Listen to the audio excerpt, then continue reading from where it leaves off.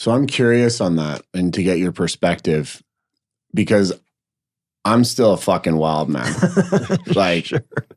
I like to rip shit apart. We were just fighting this morning in a boxing gym. And so I'm curious though, because, and I think this really has to do a lot with a person's background and whatnot, but like, how do you see that, that primal, animalistic warrior energy fit into the male archetype in kind of the contemporary world?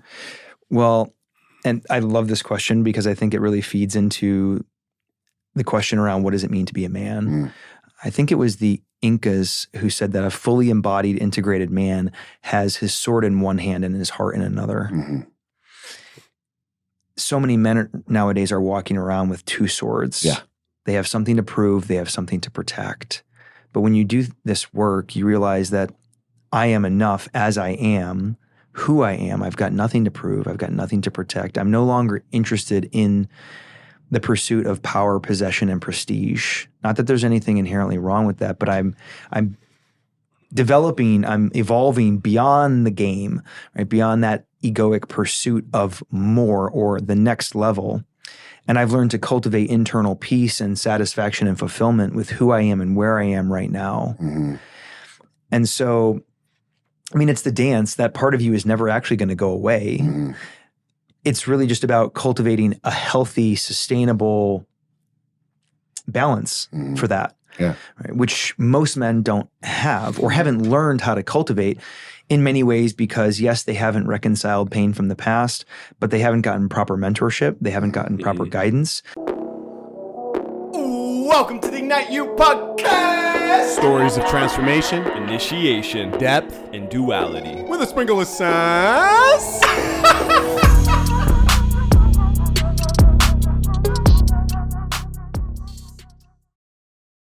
Let's just close down the eyes really quick. Take a big deep breath through the nose. Exhale. Another big deep breath through the nose. Exhale. One more, biggest breath yet.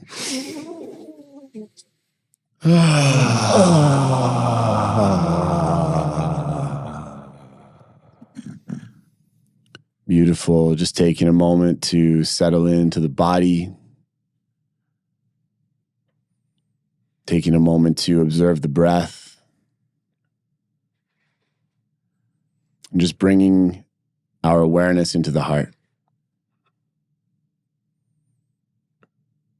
Feeling it beat. Feeling it pump nutrients, vitality, energy, power, strength, love, compassion into every cell of the body, every tissue, every organ. Just taking a moment to feel the gratitude coursing through our veins, the gratitude for this land, the gratitude for its ancestors, the gratitude for its spirits. Taking a moment to feel the gratitude for our lives, for our trajectories, for our pains, for our traumas, for our challenges, and for the strength and the courage to alchemize those pains and those challenges into our powers, into our passions. Taking a moment to feel gratitude for community, for new connections, for new brotherhoods, new sisterhoods, and all the deepest connections that come from humans on a mission to raise the collective vibration of the planet. Just taking a moment to really feel that.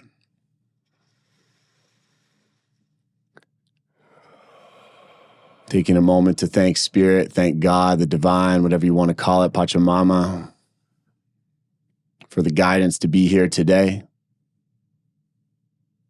And we ask you humbly to use us as vehicles to support others around the world.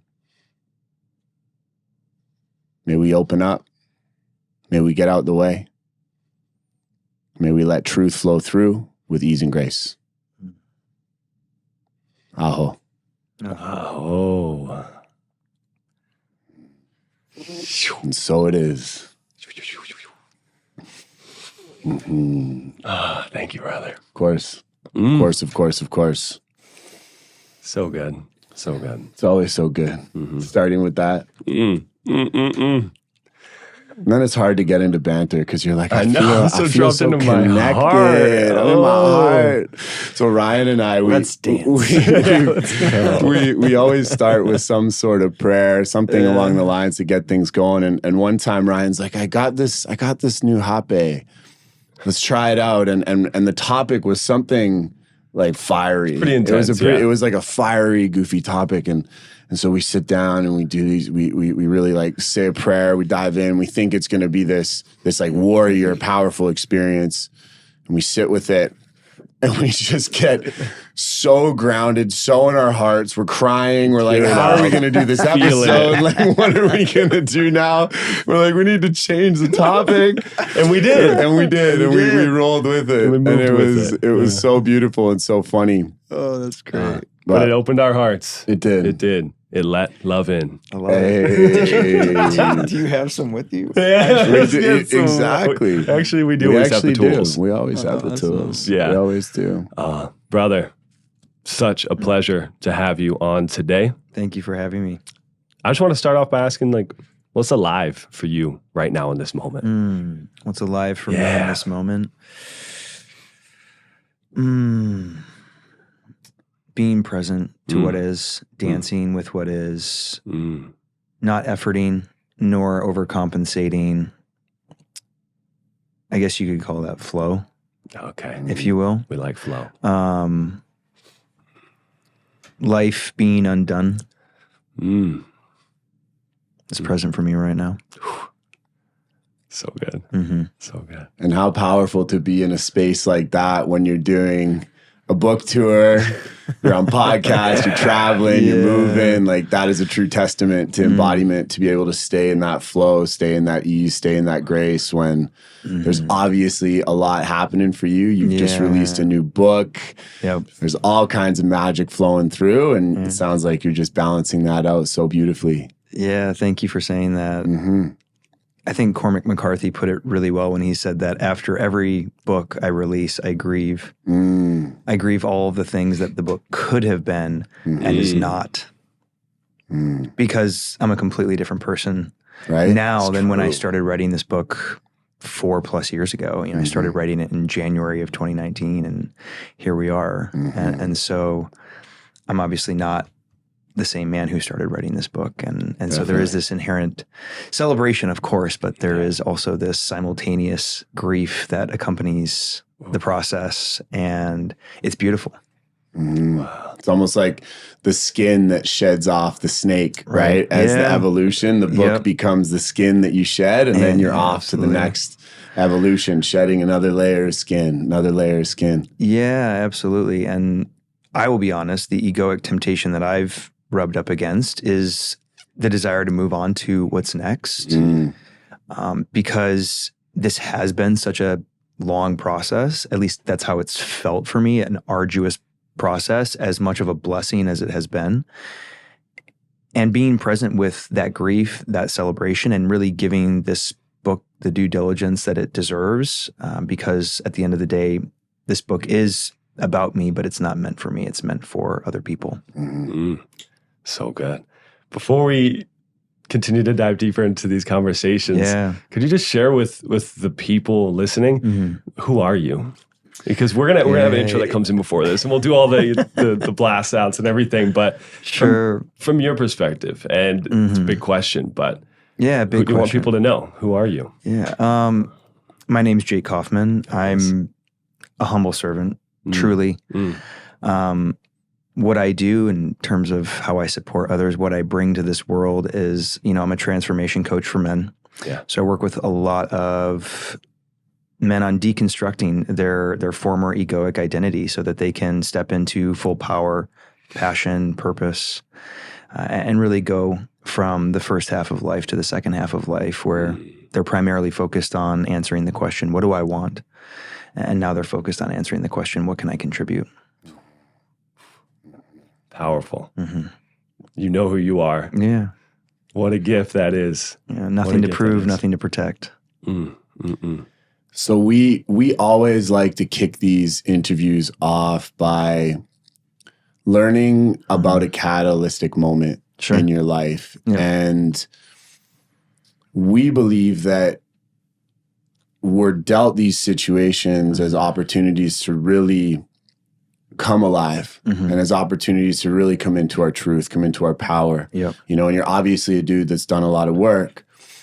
But let's go back. Sure. Like let's go way back. Let's get into it. How did we get here? Right? How did we get here? Why are humans here? No. Your life in particular. Can we go deeper? And I know you've been through a lot in your journey. Can you go to a moment where you kind of had this, you know, I'm going to say it just because it's the only term that we all usually use for it, but awakening. Sure. This kind of moment of like, oh my goodness, what happened to me is now something that I'm going to use. Can you bring us into that moment and maybe tell us what happened and how it evolved into that? Yeah. Well, as you can imagine, there's probably several, but if I'm going to pinpoint one that was a catalyst in this whole process, it was probably when I was 28. I was about to turn 29 years old. You know, I'd been out of college for more than half a decade at that point. And I was serving tables in Chicago and very much immersed in the lifestyle. And as a result, I didn't have my priorities in place. Relationships, it wasn't there.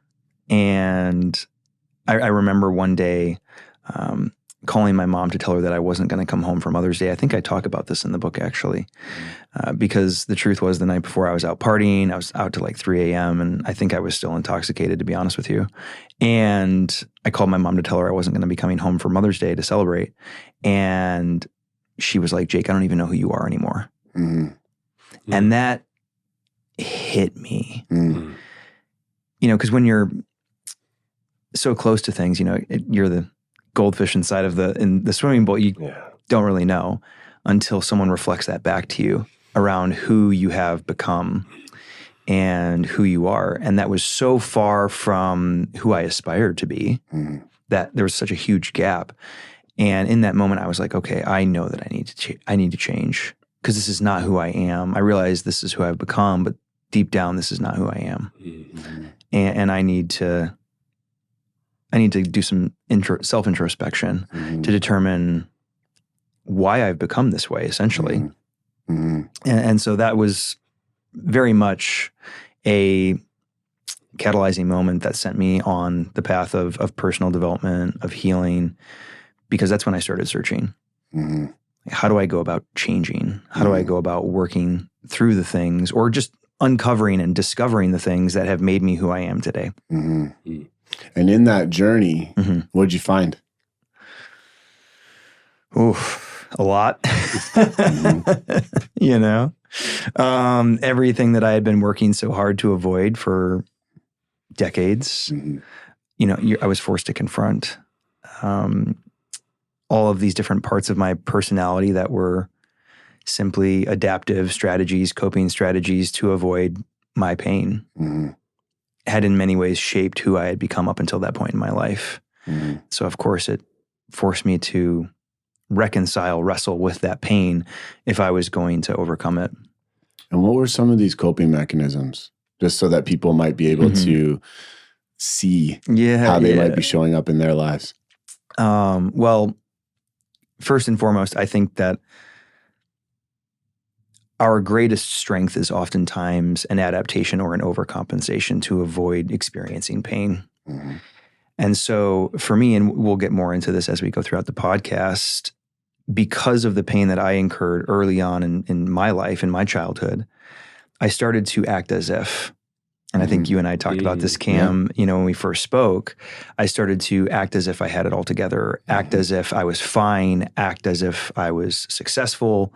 Outwardly, part of that was true, but internally, I did not know peace. I was very empty and wanting, and it created an incredible amount of tension within my heart that I didn't know what to do with. And so, I was very focused on the material, the external, right? Projecting this image, this persona that was so focused on appearances and outward success, material, financial success.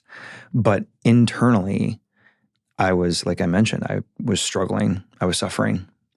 And did you know during that time that there was trauma, that there was pain when you're in this as if state? Did you know? I mean, I knew what had happened, obviously, but I didn't know how it was playing itself out. I didn't know how it was impacting me. And, through the work that I do with men today, it's very, very clear that most men, because they have unreconciled pain from the past, they're simply recycling it in the present moment and projecting it onto other people. They just are unaware of it. They're unconscious to it, as I was. So how did you start becoming aware of it? Because I think this is so often that we have experiences, sure, but then we don't, as men, give ourselves the actual space to feel that, oh yeah, that happened, but whatever, I'm over, it's fine. That's the mentality. But to give yourself space, like how did you even create that capacity to sit with it? Sure. I didn't have this language for it at the time, but what I would say now is that the pattern always reveals the problem. And so here I am in my late 20s, becoming keenly aware that I am self-sabotaging in different ways, in different areas of my life, pushing love away, like pushing connection, intimacy away, sabotaging my success in different areas. I mean, I've been fired from every professional job I've ever had. The joke is that I'm certifiably unemployable. And so after all of these different experiences, I was like, okay, this Groundhog Day experience is kind of starting to become clear to me how I'm, same song, different dance. I'm going from one relationship to the next, repeating the same patterns, going from one job to the next, repeating the same patterns. I need to figure out what's driving this. What's the underlying internal motivation that's causing me to show up in this way, behave in this way, and create similar results.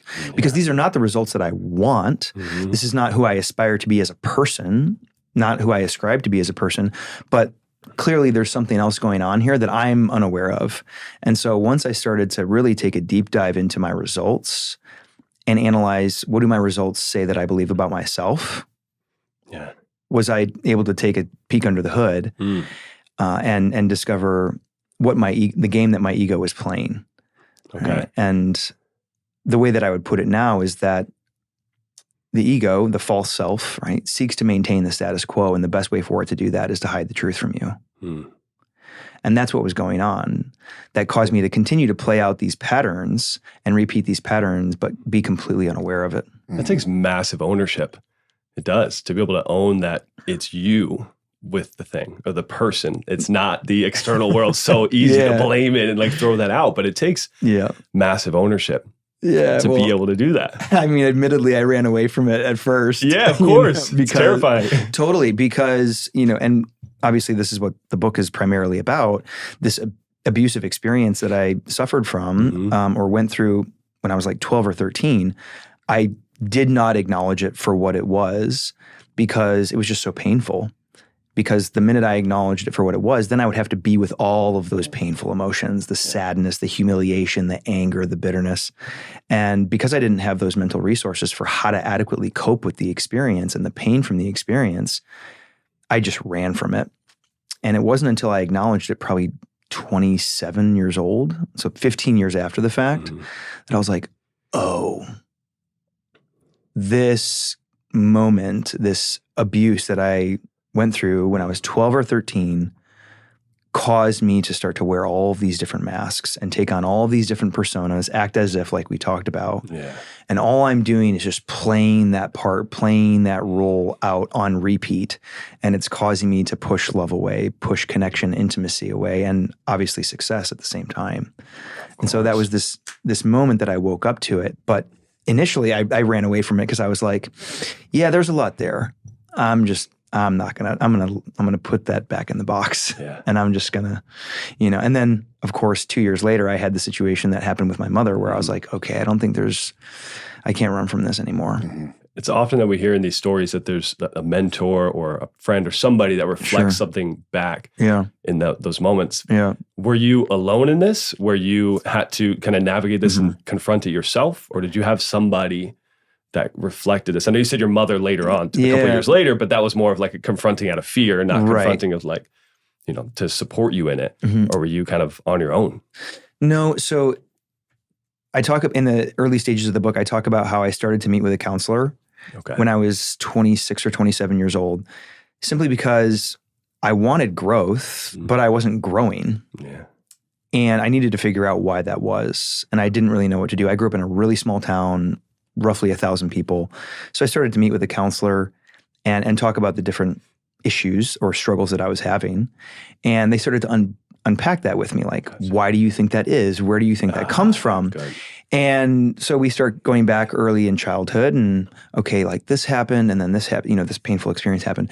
And I'll never forget, I kind of glossed over the abuse and I'll never forget, they said, wait, go back. What happened? And I repeated, I thought he didn't hear me.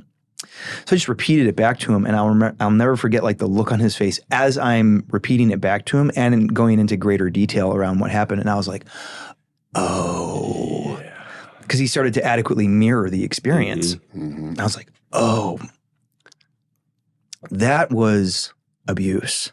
It's not okay. Right. Not okay.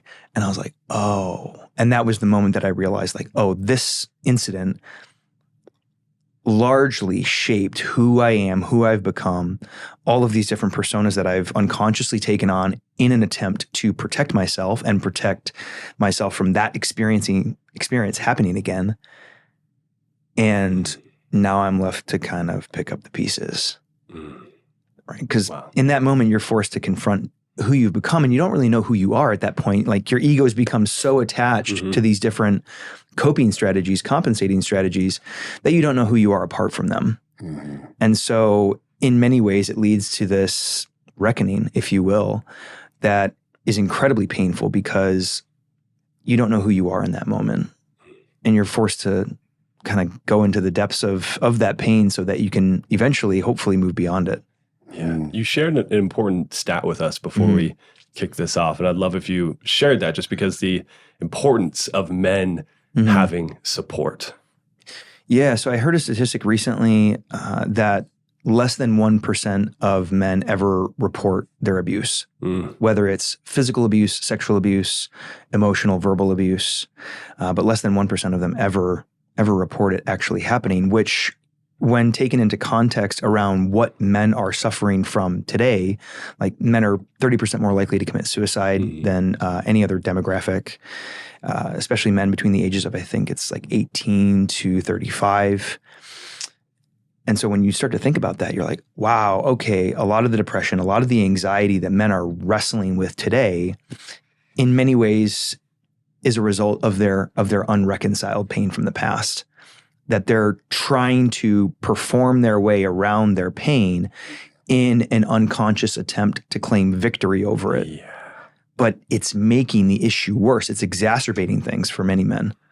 And that's kind of where I found myself was, the more I tried to show up and create success, external success for myself without dealing with the past, it just made the pressure cooker that I found myself in that much worse.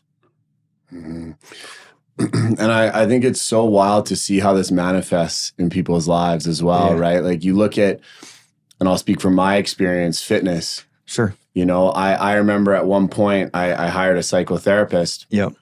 And I was about 235, 7% body fat, massive dude. And I was like, I'm strong, right? It was this energy of like, I'm powerful, I'm a beast. Sure. And then she was like, that's all armor. 100%. And that moment was it's like, oh my God. Right. You're trying to become more strong. You're trying to become more powerful. You're trying to become more successful. You're trying to become more abundant. All of these things.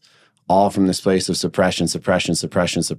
Right. And I think that's so important to highlight for so many men, because especially in a world like we live in, the big muscles, the fast car, all of these things are glorified. Sure. So it creates this this trap almost in men to just to chase these things that are making it worse without dealing with the root. Yeah. Well, and in many ways, it's kind of the necessary order of things. Yeah. Right. Because you have to come to a point and to a place within yourself where you get everything that you say you want from an external perspective, whether it's related to, material success, whether it's related to your health and fitness, only to be left empty and wanting, which of course invites in the conversation of spirituality, which gives us a much bigger motivating reason for living, for being, for operating, that fills that void inside of us that we are seeking to compensate for and claim victory over, mostly, oftentimes unconsciously. And so that's kind of where I was, left. And I came to a similar point that you did, where I was like, oh, all of these different things are just compensating strategies to make up for and claim victory over my pain. So I was curious about this, and then you just brought up spirituality. Yeah. What was driving you during this time? Because like you said, the statistics are outweighing men into depression, into these places of not sharing and kind of hiding or going to the extent of suicide even. Sure. But for you to keep driving, like what for you is the thing that was driving you, even when maybe you didn't know or you weren't clear or these doubts could have been coming up? Were you connected to spirit? Were you connected to something greater or your purpose? Like, I would love to know, what was your drive? I don't know if it was anything tangible or specific. It was just this inherent fundamental notion that I'm meant for more than this. I know that I'm here to be of service, to impact others, to be a positive light and influence in this world. And I'm not doing that. Yeah. I'm not doing that. And I need to figure out why I'm not doing that. Ultimately, it came down to resistance, and the resistance was just a result of this unreconciled, unfinished hurt that I had yet to deal with. This is really interesting, because then it brings up the concept of I'm good enough as I am, right? Which is kind of a spiritual concept, but also a practical mindfulness concept of you are good, you are content as you are, just acceptance. But you had to confront, I'm not good enough right now. Yeah. How do you feel like that plays into maybe men you work with, of the difference between acceptance of accept where you are good enough, you're doing enough, or man, you're just not there. And how do you kind of navigate those worlds of you are enough and you're not enough yet? Yeah, well, I think that's the return, right? The return to wholeness, the return to our true and authentic self is first initially realizing that I am not that in this moment, because I'm overcompensating, or I'm playing this egoic game, right? Like you mentioned, Cam, where you're putting so much emphasis on your physical fitness as this unconscious attempt to overcome a lack of self-worth or self-doubt or fear or whatever it may be, is realizing that I am not yet that. And then you can step into fundamentally realizing, oh, that which I am seeking never actually left me. Yeah. It's always been inside of me this entire time. I just have needed to go insert. It's kind of like what Rumi said, where he's like, your task is not to seek love, but to seek and discover all of the barriers that stand between you and love. And so in the initial phase, you do need to realize that, okay, the person that I aspire to be, I am not that. So that you can, because that is, of course, what forces you to do something about it, right? Yeah. If you realize, you probably wouldn't if you're like, oh, I'm actually whole and complete as I am, you would never actually go through the process of reconciling the pain from the past. So you have to initially confront this reality that I am not who I am supposed to be or I want to be. I'm not my true and authentic self, or operating as my true and authentic self in this moment, which gets you to go do something about it. Only then to come back and circle the wagons, if you will, to realize that, oh, I'm whole and complete as I am. Yeah. Right. Remember. 100%. Yeah. But on the back end of that is the assumption that you've worked through everything that you need to work through that's keeping you in between. It's keeping you from operating as your true and authentic self. And so once you see somebody or you work with somebody who gets to that place, it's almost like the death of the ego coming into the truth of self. Yeah. How then does high performance fit into the mix? I'm really curious to get your perspective on this because generally acceptance and high performance don't work together because, you look at a guy like, David Goggins, for instance, he's just so intensely moving towards this, but there's no softness or acceptance. It's like you can never be good enough. So I'm always curious to get people's perspectives on that, especially yours. The hyper-vigilant doer. Yes, exactly, exactly. Yeah. Which a lot of people have, right? A lot of people or want.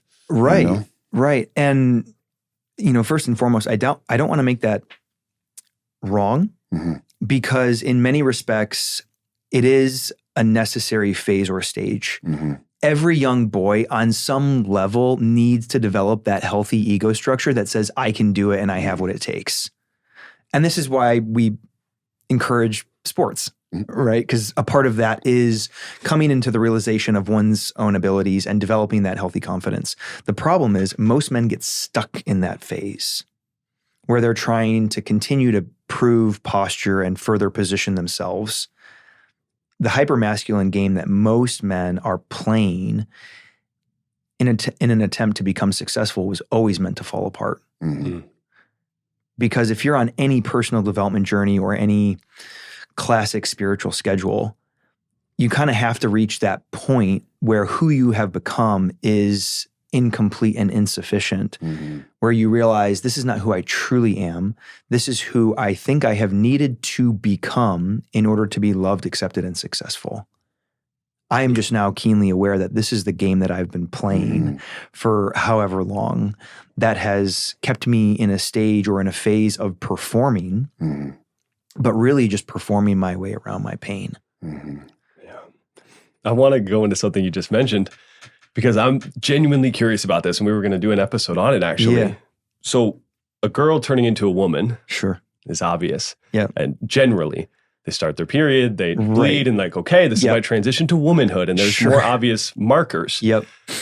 From a boy to a man, it's not so obvious. And the boyhood can carry out into a whole lifetime. So you just mentioned, a boy kind of transitioning to a man. But how does a boy become a man? And for people listening to this, men listening to this, that still feel like I'm inside of my boyhood. I'm not actually in my manhood. How does that happen? Well, it's funny. It's not common in Western culture. It's actually very common in Eastern culture. This is where we bring in the conversation of rites of passage and male initiation and the promises of male initiation, right? The first one being you are not in control. Your life is not about you, right? All of these different virtues, if you will, that force a man to go beyond himself. Right? You need this larger reason for living, for being, for operating in this world. I think you really need to start with the question, what does it mean to be a man? Which, of course, in this day and age invites in some level of controversy. But if we take the controversy out of it for just a moment, and we invite in classical virtues, for example, that in many cultures are inherently masculine: courage, self-restraint, justice, things like that. St. Paul, I think, mentioned that the three primary virtues are faith, hope, and love. And so when you start to talk about those virtues, which are inherently masculine in nature and in essence, you can start to develop this healthy aspiration of who I need to ascribe to be or who I need to become that forces me to go beyond myself, right? And go from this question that we're encouraged to ask early on in life around what do I want? And then move into this whole notion of what can I contribute? Where all of a sudden what I'm doing is bigger than myself, bigger than my aspirations for self. And I move into that direction. So the high performer stage that has many men trapped in anxiety and in depression it was always meant to fall apart because you realize very quickly that it was just this compensating stage that you kind of needed to go through to develop this healthy level of confidence and self-assurance that we all need to be able to put ourselves out there and be successful and providing for ourselves, providing for our families and things like that. Eventually that was always meant to be incomplete and insufficient. And this is why transformation fundamentally is way more about unbecoming, unlearning, than it is about becoming or learning, reaching our full potential. We don't achieve our way to our full potential. We die our way there. Yeah. Oof. When you say it's meant to fall apart, you mean in the sense that it's not sustainable alone, or it could then be sustainable with additional practices and things to bring into wholeness with something like high performance? Sure. Yeah. Well, I think for men who ascribe to this way of living and operating, I don't think there's anything necessarily inherently wrong with it. The real question is, what's behind it? What is driving it? Because in my experience, when you start to do this work, this deconstruction work that in many ways the book is about, you will return to where you once started, but you will know it for the first time. So my guess is that, Cam, you're still passionate about fitness, but your relationship with it is completely and entirely different, right? It's much more about not necessarily reaching any arbitrary fitness goal or physique. It's about longevity. It's about flexibility. It's about overall holistic health and how that impacts every other area of your life. Very, very different motivating factor there. So I'm curious on that and to get your perspective, because I'm still a fucking wild man. I like to rip shit apart. We were just fighting this morning in a boxing gym. And so I'm curious though, because, and I think this really has to do a lot with a person's background and whatnot, but like, how do you see that primal, animalistic warrior energy fit into the male archetype in kind of the contemporary world? Well, and I love this question because I think it really feeds into the question around what does it mean to be a man? I think it was the Incas who said that a fully embodied, integrated man has his sword in one hand and his heart in another. So many men nowadays are walking around with two swords. They have something to prove, they have something to protect. But when you do this work, you realize that I am enough as I am, who I am. I've got nothing to prove, I've got nothing to protect. I'm no longer interested in the pursuit of power, possession, and prestige. Not that there's anything inherently wrong with that, but I'm developing, I'm evolving beyond the game, right? Beyond that egoic pursuit of more or the next level. And I've learned to cultivate internal peace and satisfaction and fulfillment with who I am and where I am right now. And so, I mean, it's the dance. That part of you is never actually going to go away. It's really just about cultivating a healthy, sustainable balance for that, right? Which most men don't have or haven't learned how to cultivate in many ways because, yes, they haven't reconciled pain from the past, but they haven't gotten proper mentorship. They haven't gotten proper guidance. They haven't been, in Eastern cultures, they haven't been initiated into the different promises of male initiation and what it means to be a man. That forces you to move beyond the egoic pursuits of the self and posturing and proving and further positioning oneself. It makes me think of the quote, it's better to be a warrior in a garden than a gardener at war, right? To just have the ability to be able to access that. And I'm curious for you, what's your dance been with that? And how do you continue as you become more and more successful and you're doing more and more and you have a family and you're doing fatherly things? And like, how do you balance bringing in, it's like, I want my power to be here and I want to bring that in and my softness. And do you battle with any of that as you continue to grow? And do you notice you're like, I'm catching myself, I'm actually going too far on this spectrum, and me bounce back here, let me bring that in? Or are you continuously a balanced man? Well, no. Good. Awesome. And I think that's part of it, right? Life is about love, purpose, and suffering in order to return to love and purpose. So falling off the path is fundamentally a part of it, becoming distracted, whatever that looks like, however that manifests. That is absolutely a part of returning back to the practice, right? It forces you back into this work as a lifestyle, right? Where we work out our fear, we work out our suffering, or we work out our salvation with fear and trembling. Yeah. Right. We overcompensate. We realize that we're overcompensating. Okay, coming back to the truth of who I am, what my purpose is, what I'm about. But, like you mentioned, all of these different parts, I'm never not going to juggle them. Providing for the family, parenting, disciplining the children, all these, my egoic pursuits, or maybe just like my heart-centered, ambitious pursuits. I think Carl Jung once said that life's biggest problems are fundamentally unsolvable. There is no way to solve for that issue that you're talking about necessarily.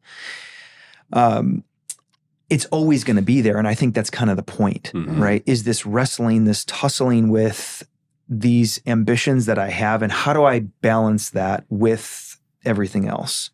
How do I balance that with spending time with the family, investing in my relationship, my health and fitness? I don't think it's necessarily a battle to be won. I think that's the big mistake that we make in the first half of life, is we look at our mountains as something to be overcome and conquered, when in reality, our mountains are just meant to mold us. Oof, so good. Love that. And I think, people listen in, and somebody like you especially, be like, oh, this guy's got it all figured out. He's balanced. He wrote a book on love. He's solid, got it all together. So the humanness is real for everybody, but it's so easy not to see if you're watching a podcast or you read somebody's book, like, oh my God, they're fucking perfect. But to be able to see the humanness and feel that, what is one of the toughest things that you're, back and forth with right now in your life? I'm curious, like what's a current struggle, or maybe you don't see it as that, a challenge you have that you are wrestling and trying to navigate? Sure.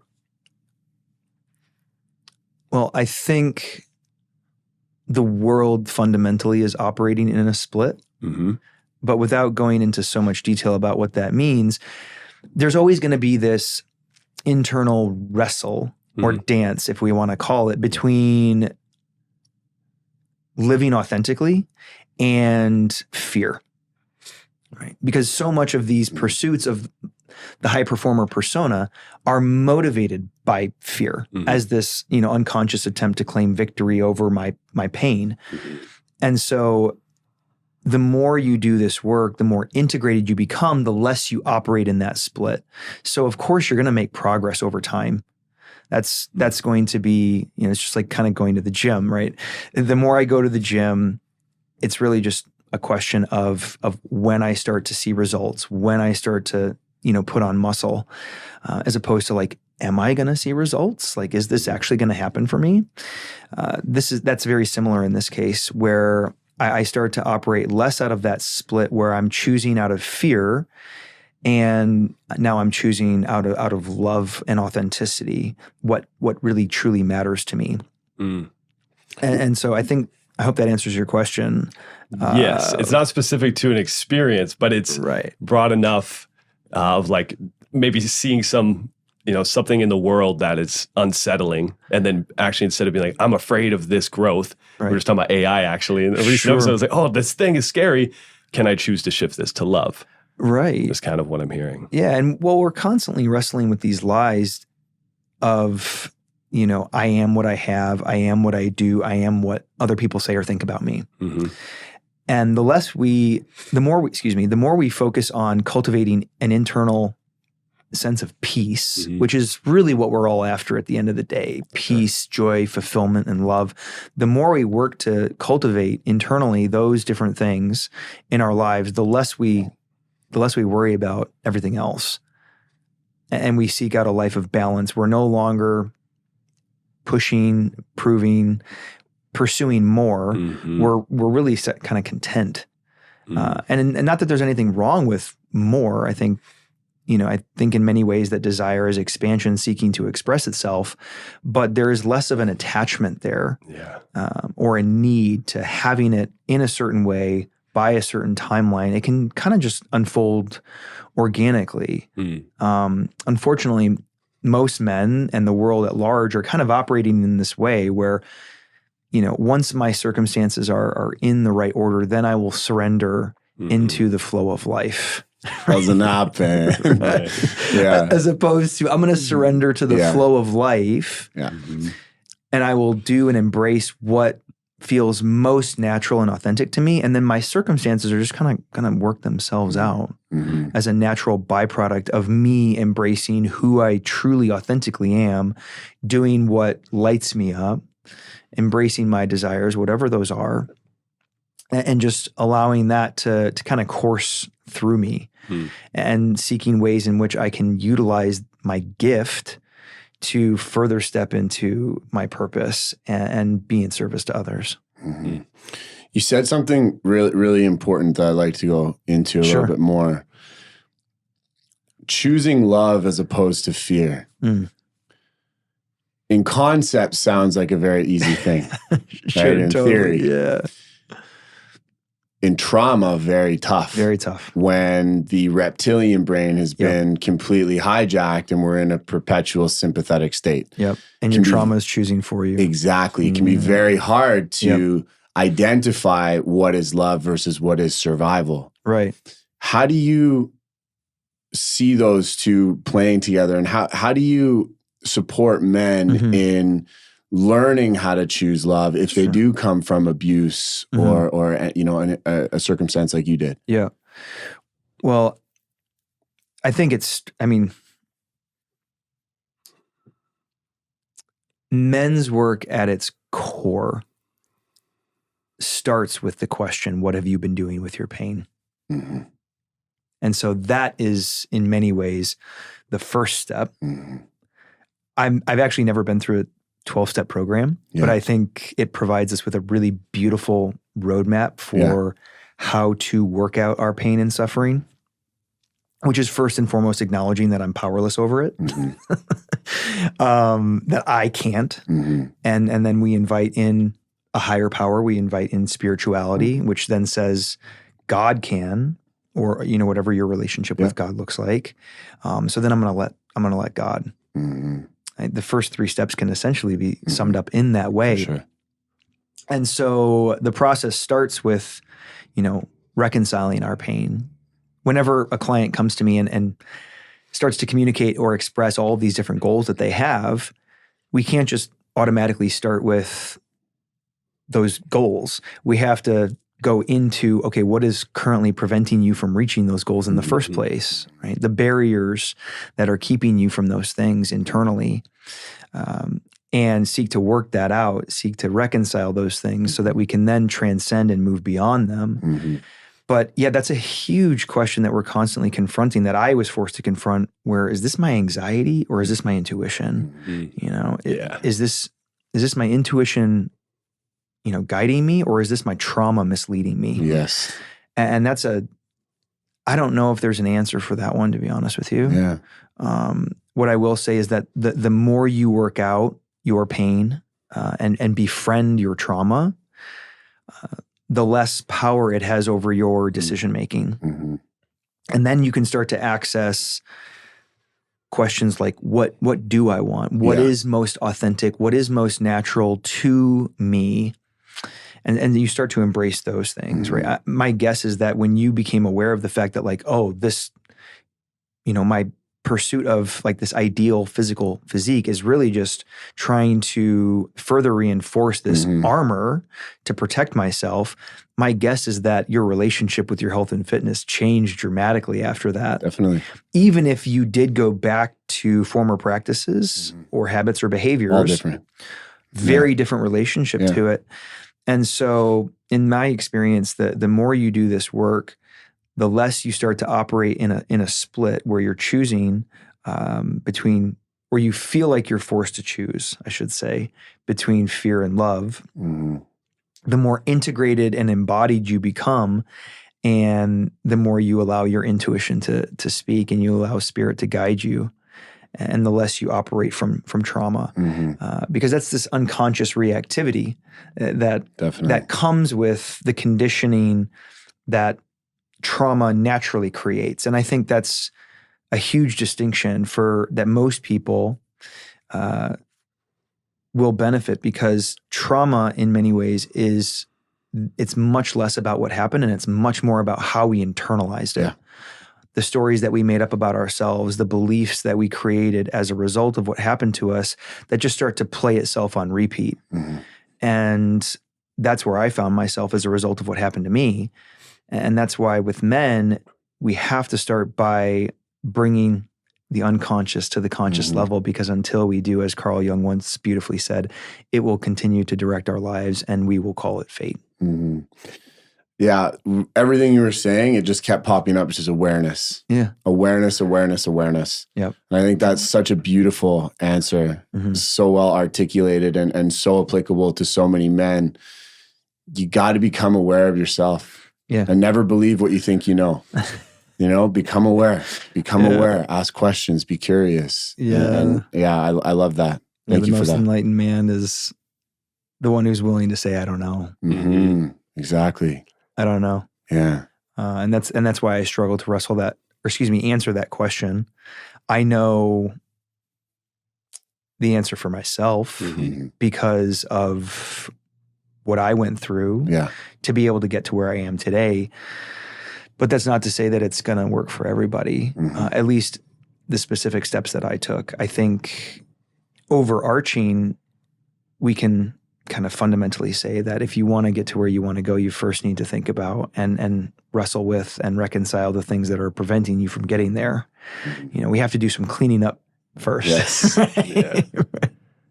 And so I think that in general can provide us with a really beautiful blueprint around how to go about these things. But, I always struggle to make specific recommendations for people. I know what's worked for me, and I'm happy to share those things. But, at the end of the day, there's the fall and then there's the recovery from the fall, and both are the mercy of God.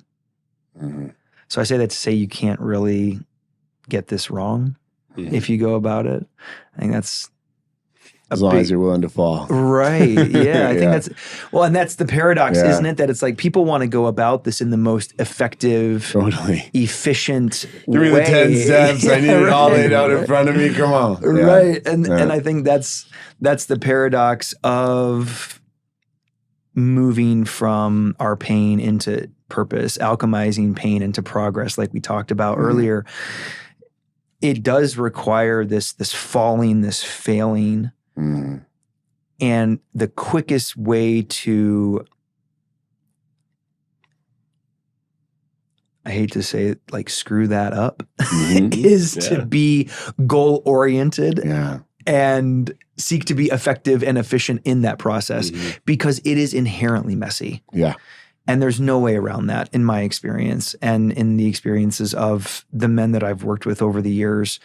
I've never met anyone who hasn't suffered through the working out of their pain. And it goes to the subtitle of your book, The Pain Stops When the Truth Starts. Yeah.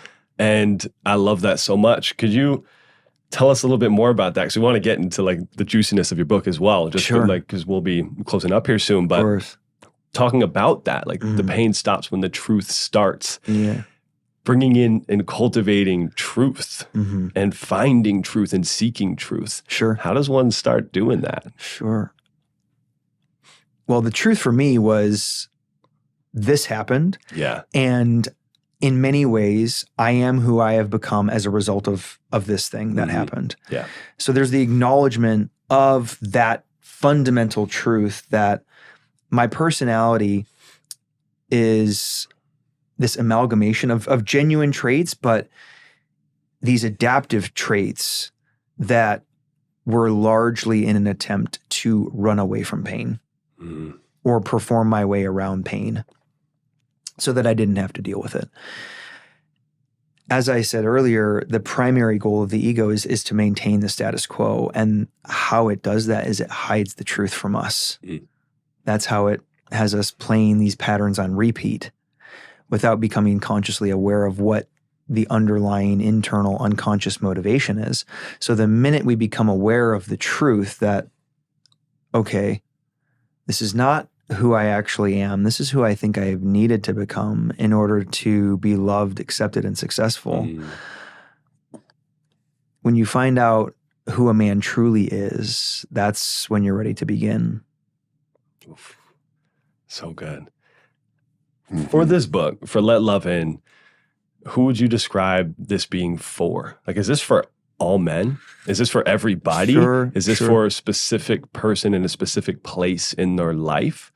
How would you describe somebody that's wanting to get this book and knowing if it's right for them? Sure. And why? Sure. Well, first and foremost, this book is for anyone who is seeking to grow in their personal development or their spiritual journey. But I think the book's dedication kind of sums it up. Yeah. You know, if I may. And of course. It basically says, literally says, to all of the men who have ever experienced abuse but have never felt safe enough to share. Oof. And I think it was so perfect that I wrote that before I ever knew the statistic around that less than 1% of men ever end up reporting their abuse. And so I didn't start writing the book for others. I'll be honest with you. I started writing it for me because in many ways it was intricately part of my process in working through and working out my pain. And eventually I was like, okay, I think this is really going to benefit other people and the journey that they're on, because it wasn't a conscious decision to write this book. When I shared my story of sexual abuse on social media, I suffered an acute nervous system breakdown. So my whole nervous system collapsed as a result of sharing this story, my most shameful secret, on social media. And all of a sudden, all of the masks, all of the adaptive coping strategies that I had been playing out unconsciously were stripped away from me in an instant. And now I'm left to deal with the dysregulation in my system, the anxiety that's coming up for me in my system, because I can't hide anymore. I'm not able to run away from this anymore. Now everyone in my life knows about it. Friends, family, coworkers, clients, even strangers on social media. And I'm receiving all of these different messages from people. And there was nowhere to run. There was nowhere to hide anymore. And so my nervous system collapsed. And in an attempt to kind of cope with that, I started journaling. And eventually over time, those journal entries became this book, because somewhere along the way I was like, man, if I'm going through this, I bet a lot of other people are as well. They're tussling with their pain, and they don't really know what to do with it. They don't know what to do about it in order to kind of overcome and work through it. I had the benefit of a lot of amazing mentors, most of whom I list in the acknowledgments, that supported me along in my journey, because I do think that, you know, for lack of a better analogy, every hero needs a guide. Every heroine needs a guide. We all need that support from someone to be able to reflect back to us, to provide us with a mirror so that we can come into awareness of our blind spots and what's blocking us from living up to our true potential and living into purpose. And so that was my goal, was that this become a blueprint, a guidebook for people who are in that wrestling phase or stage, you know, operating in this liminal space of moving from, you know, their former way of living, doing, and being into their true authenticity. That's so powerful, brother. And I want to highlight something, because vulnerability produced this magic. And I think that's something that is so powerful for so many men to hear. Because we think vulnerability is weakness. We think the nervous system fritzing out on us and us breaking down is weakness as men. But it's fucking power. Sure. Like, your ability to do that and to sit with that and then to share that, that's power. And so many men need to hear that, because they're like, I don't want to share my shit. Totally. I don't want to put it out there, but look at what it produces when you do. So hats off to you, bro. Thank you. For doing that and leaning in and trusting, because you're making magic now. Thank you. Thank you. You really are. Yeah, I didn't want to write this book, to be honest with you. That's the truth. And I think it was Dickens who once said that our calling is our curse. It's the thing that we can't not do. Mm-hmm.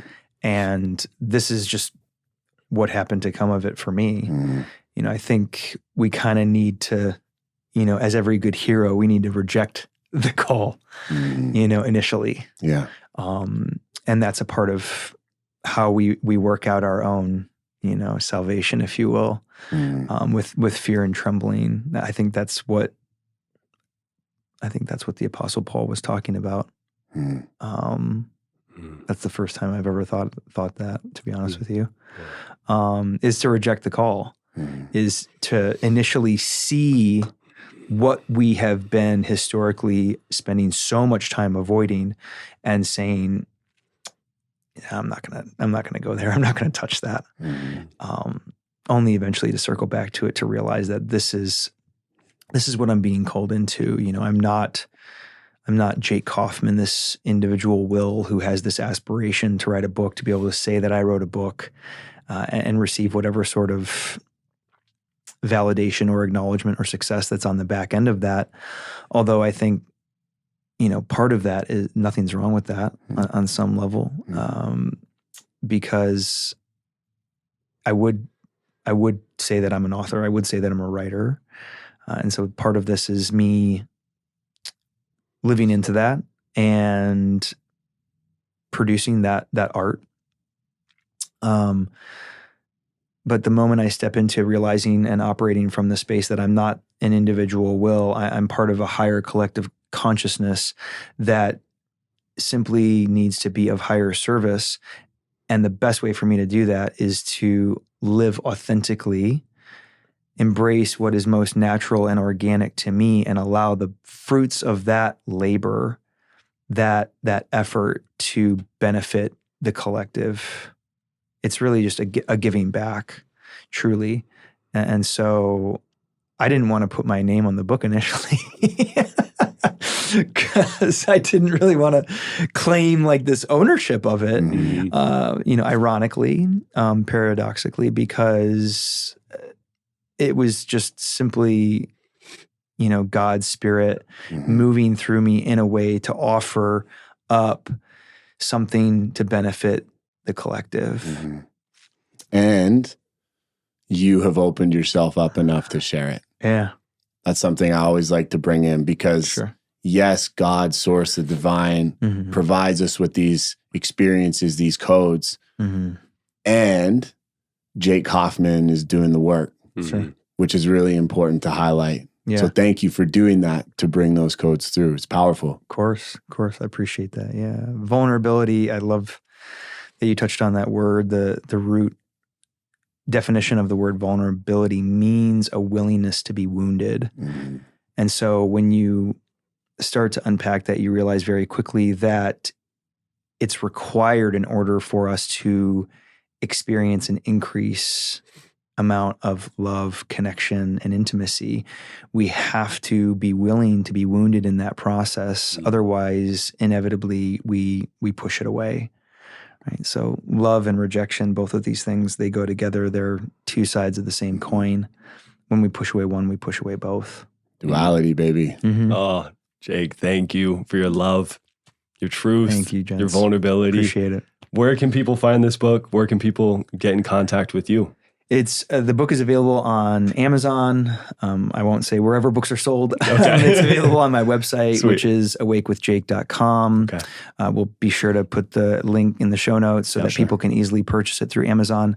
It's available for a digital copy for Kindle download. You don't need a Kindle to be able to listen to it. You can listen to it on any device, iOS, Android, whatever it may be. Best way to connect with me is my Instagram, which is I am Jake Hoffman. That's KAUFFMAN. You can sign up for my newsletter on my website as well, so you can stay in touch, stay up to date on different things. Be a part of this podcast tour. Yeah, there you go. Definitely. We're posting all of those things via our Instagram and our website. And any just closing words that you'd like to share with the last few moments we have? I mean, if any of this has resonated with you and you're wondering, where do I start in this whole process of addressing my pain or reconciling my pain, I think I would start with the question, if my greatest strength is a compensating strategy, what is my greatest strength for? Boom. Powerful. Thank you, brother. Powerful. Thank you, brother. Thank you. Appreciate it, gents. you. So good. Good stuff. As always. Stay lit. Appreciate you, bro. Wow, man. Good stuff.